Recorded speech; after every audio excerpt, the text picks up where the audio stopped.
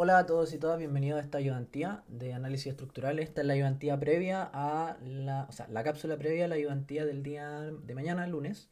La idea de esta ayudantía es resolver un ejercicio que no es muy difícil, pero que como siempre la idea es como abarcar más lo conceptual, cosa de que cuando tengan dudas respecto al método, ustedes pueden revisar la cápsula. Bien. Eh, el método de hoy es el método de Rayleigh-Ritz. No sé cómo se dirá en inglés así bien, pero bueno, es ese de acá, ¿cierto? Rayleigh-Ritz. Y el ejercicio es el siguiente problema. Me voy a achicar. Ya, dice, la viga de la figura 2 de largo L posee un modelo de Young E y segundo momento de área I. Dicha viga se ve sometida a una carga puntual P. Se asume que la deflexión transversal de la viga puede ser descrita por la función v de x, y nos dan esa función. Utilizando el método de Rayleigh-Ritz se solicita determinar la carga crítica de pandeo PCR. ¿Ok? Entonces acá tenemos una viga, ¿cierto? Que está empotrada por un lado y por el otro lado tiene un volado, o sea, un apoyo deslizante, ¿no? Por lo tanto, esto es una estructura hiperestática. Sí. Ya. Entonces, el método, ¿cierto? Nos pide, bueno, de partida nos piden determinar la carga crítica de pandeo. Ahí vamos a hablar de eso. Pero la carga crítica de pandeo está relacionada a que, si bien esto, ¿cierto? Tiene restringido el movimiento en esta dirección, ¿cierto? Aquí, dadas fuerzas de segundo orden, esto podría hacer algo así. ¿Cierto? O bien incluso eso. Bien, entonces eso es lo que vamos a analizar.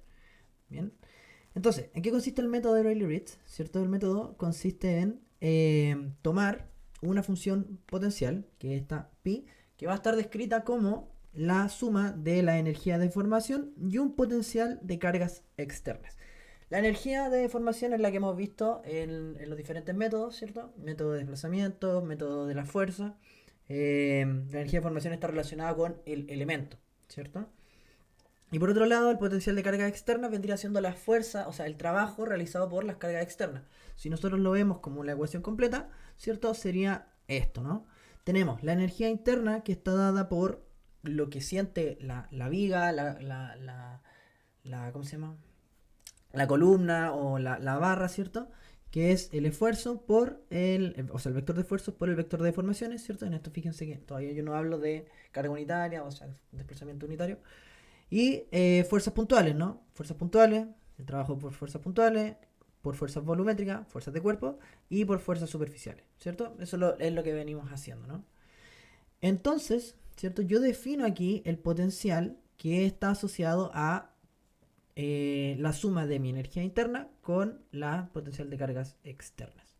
Bien, bueno, aquí yo les puse que el potencial, ¿cierto? Bueno, ustedes pueden revisarlo en sus apuntes, que el potencial no viene a ser, o sea, es una función que depende de los desplazamientos. ¿Ok? Entonces, la gracia de esto es que nosotros podemos usar la primera variación del funcional, ¿cierto? Y de esta expresión nosotros podemos desprender lo que vendría siendo el método en sí, ¿ya? A través de una primera aproximación global, ¿cierto? Lo que hacemos, ¿cierto? Es tomar distintos grados de libertad que vendrían siendo estos parámetros A1, A2 y AN, y a cada uno de estos parámetros se le va a asociar una función que va a cumplir con las condiciones de borde geométricas. Fíjense que si ustedes, bueno, me imagino que ya lo están viendo, pero de esto nosotros vamos a desprender después la matriz de rigidez en base a los polinomios de Hermite, si no me equivoco, Hermite, no sé cómo se dirá, ¿ya? Pero estas funciones cumplen con las condiciones de borde. Ahí aparecen cosas de la forma, si no me equivoco, como 1 menos X partido en L, algo así. ¿Ya? Ahí ustedes lo revisan bien en su apunte. Pero eso es lo que hay detrás. Aquí estamos aproximando, ¿cierto? Este campo de desplazamientos, que es lo que a nosotros nos interesa a través de esto. ¿Ok? Y estas al final se van a transformar en nuestras nuevas incógnitas, ¿no? Yo ahora, cuando haga la variar el funcional, lo voy a hacer en base a cada uno de estos grados de libertad en los cuales yo estoy trabajando ahora. ¿Ok? Entonces esta es una pequeña descripción del método. Y para que el método funcione, ¿cierto? La variación tiene que ser igual a 0, ¿cierto? Aquí, bueno, una descripción matemática, ¿cierto? Donde tengo las derivadas parciales, esto se resume en ese operador, ¿ya? Y del análisis de segundo orden, ¿cierto? De la matriz hessiana, nosotros podemos establecer si esto está en un punto de equilibrio, si esto... no me acuerdo cuáles eran los otros conceptos, pero bueno, ahí lo ven ustedes, ¿no? Ya, ¿qué es lo importante? ¿O qué es lo que nosotros vamos a utilizar para resolver este tipo de ejercicio? Es lo siguiente. Nosotros vamos a tener dos tipos de elementos, ¿ok? Vamos a tener elementos tipo viga y elementos tipo barra, ¿ya? Los elementos tipo viga, ¿cierto? Van a tener una energía de deformación asociada a la, el desplazamiento, ¿cierto? En su dirección axial, ¿cierto? Y uno, bueno, por cargas axiales, aquí lo puse, fuerza asociado a desplazamiento de fuerza axial, y asociado a desplazamientos por flexión, ¿ya? Esta es asociado a flexión. De hecho, si ustedes se fijan, acá yo tengo E por A, ¿cierto? Este el módulo de elasticidad está relacionado con las propiedades del material y el A está relacionado con las propiedades geométricas del elemento, ¿cierto? E por A, si lo recuerdan, A es en la sección transversal, ¿no? Entonces está relacionado con eso, ¿no? Ahí, ¿cierto? No sé cómo explicarlo. Bueno, y aquí E por I, ¿cierto? De nuevo, las propiedades del elemento y por lo general siempre se asocia a flexión, ¿cierto? De la ecuación de Navier, ¿cierto? Ahí aparece la inercia.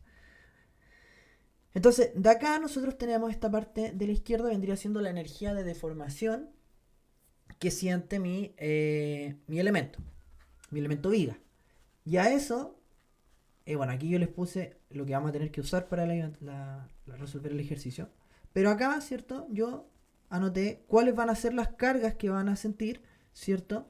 Los diferentes elementos tipo viga. Pueden sentir cargas, ¿cierto?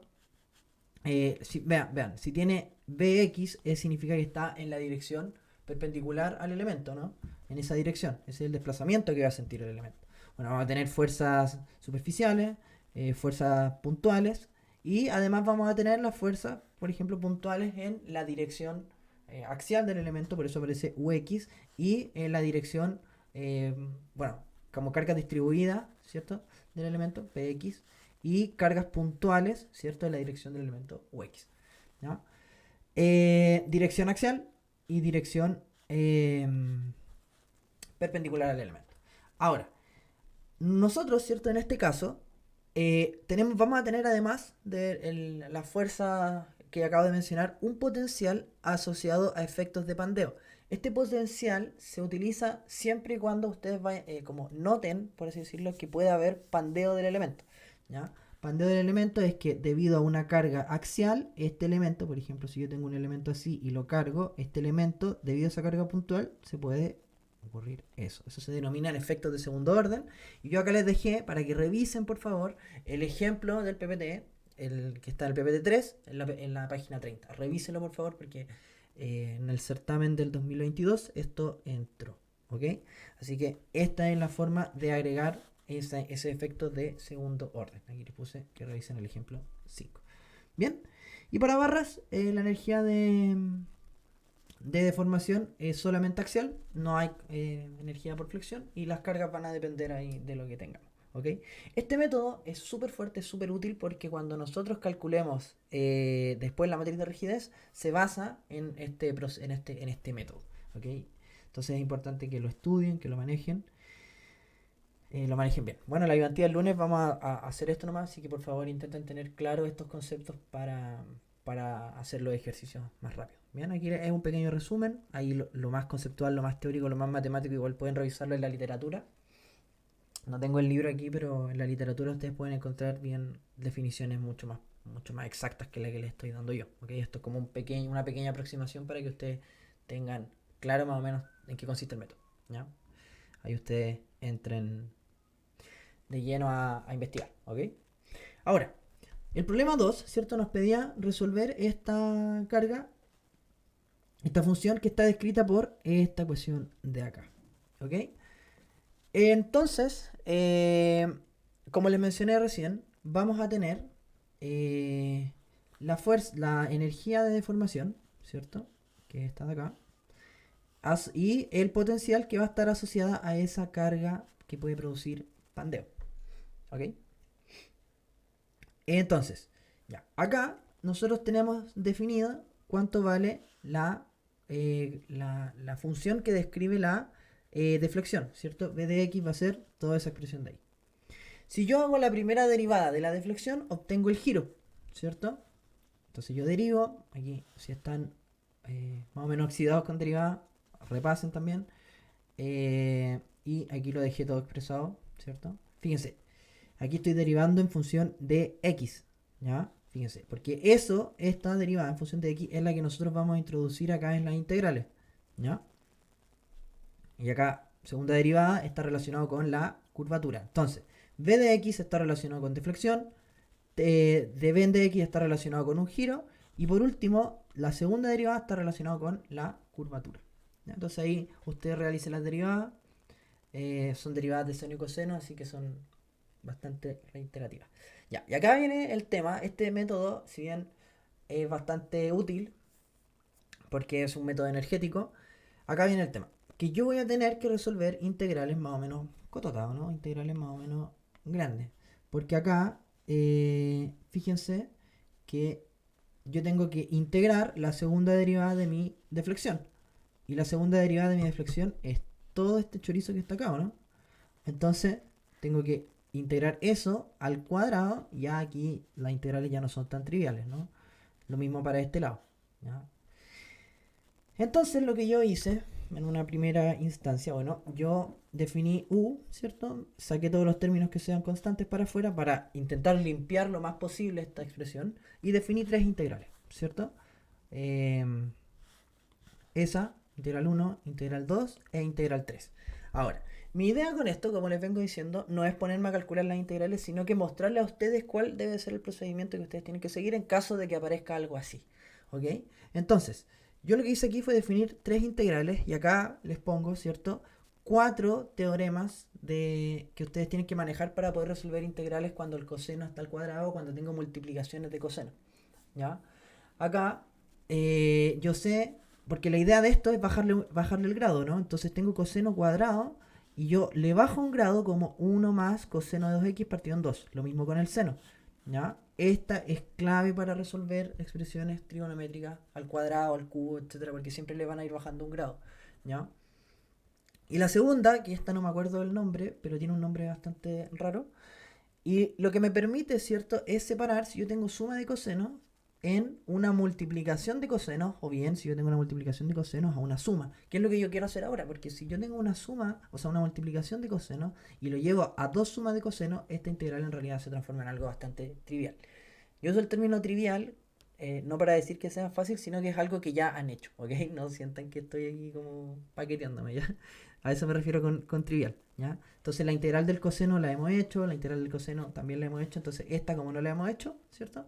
Yo puedo resolverla haciendo eso de ahí, ¿ya? Eso, entonces se las dejo ahí para que las tengan presentes y los invito, porque esto es para U, ¿cierto?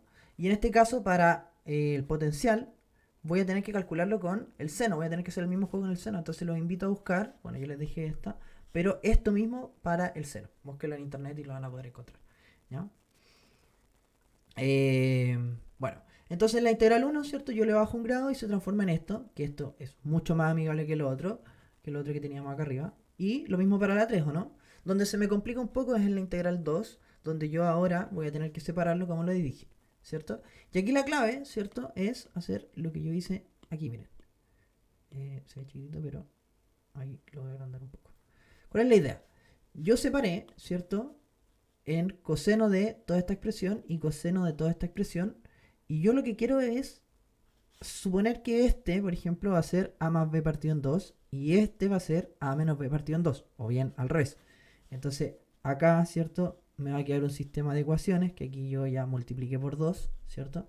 Por eso me queda así, donde puedo encontrar cuánto vale a y cuánto vale b, y de esa forma, ¿cierto? Yo puedo separarlo ahora en dos integrales, que no son mucho más sencillas que la que tenía antes. Bien, entonces les dejo ese paso a paso también para que lo repasen. Creo que la prueba es sin calculadora, entonces tienen que estar bien potente ahí con calcular integrales, saberse todos estos truquitos, por eso también quería grabar esto, ¿no? Entonces, bien, tenemos la energía U, ¿cierto? Tenía la energía U, esperando que yo no me haya equivocado en algo, ¿cierto? Y después yo también calculé el potencial de la misma forma. No voy a explicarlo para que esto no dure media hora, pero es el mismo juego anterior, ¿ok? Entonces, ya teniendo U, teniendo el potencial, yo ahora escribo, ¿cierto? Toda mi expresión, ¿sí? Toda mi expresión del potencial. Y fíjense que mi único grado de libertad o el único parámetro en el cual yo voy a tener que derivar es A, ¿cierto? Ese es el único parámetro en el que yo tengo. Entonces yo hago la primera variación del funcional respecto a ese parámetro y obtengo, y lo igual a cero, perdón, ¿cierto? Y lo igual a cero. Entonces derivo en torno a A, ¿cierto? Ahí me van a quedar expresiones. Bueno, aquí simplifiqué lo más posible los términos, etcétera, etcétera. Y aquí me quedó esta expresión de acá. Bien. De esta expresión, ¿cierto? De esta expresión que está aquí, yo puedo separar por A por todo lo que me quedó, ¿no? Y aquí viene lo interesante, porque acá ustedes tienen que hacer el análisis. Yo tengo la multiplicación de dos términos, ¿no? Tengo A por B igual a cero, ¿cierto? Entonces, si tengo esto y yo no conozco cuánto vale S o S, yo, o bien, el de la izquierda tiene que ser cero o el de la derecha tiene que ser cero, por lo tanto, puedo hacer ese juego aquí y voy a obtener que para el primer caso, A vale cero y es una solución, no me acuerdo el término, pero es una solución que no me sirve, ¿no? Es una solución que en realidad no me da información porque A igual a cero no me sirve mucho. Pero en cambio, fíjense que si yo igualo esta expresión a cero, yo voy a tener la carga crítica, ¿ok? Eso es lo interesante, eso es lo potente del método para analizar pandeo y todo esto. ¿Bien? Entonces, si yo igualo esta expresión a cero, ¿cierto? Puedo despejar P y P ahora se transforma en P crítico y yo obtengo que la carga crítica para la condición de arriba es esta que está acá, que es lo que me estaban pidiendo. ¿Bien? Ahí del análisis de segundo orden ustedes pueden ver la estabilidad. ¿Qué pasa si P es mayor que? ¿Qué pasa si P es menor que? ¿Qué tal? ¿Cierto? Entonces, eso es lo que nos están pidiendo. Bien, en este caso nos pedían la carga crítica de Pandeo. Eso sería el ejercicio. Intenté resumirlo lo más posible, ¿cierto? Porque no quería que esto durara una hora, ¿ya?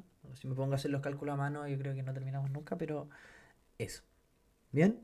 Les repito, este método es la base de lo que viene más adelante, que vendría a ser la matriz de rigidez. ¿Ya? La matriz de rigidez es lo potente del curso, eso nos va a permitir calcular desplazamientos, cargas en base a estructuras gigantes, ¿cierto? Lo podemos llevar también como métodos computacionales, entonces esto es lo que hay detrás, estudienlo, entiéndanlo, ¿ya? Y si tienen cualquier duda nos pueden preguntar a Felipe, José o a mí. Bien, entonces, eso sería todo. Nos vemos mañana, no sé a qué hora ni dónde, pero nos vemos mañana. ¿Ya? Chao.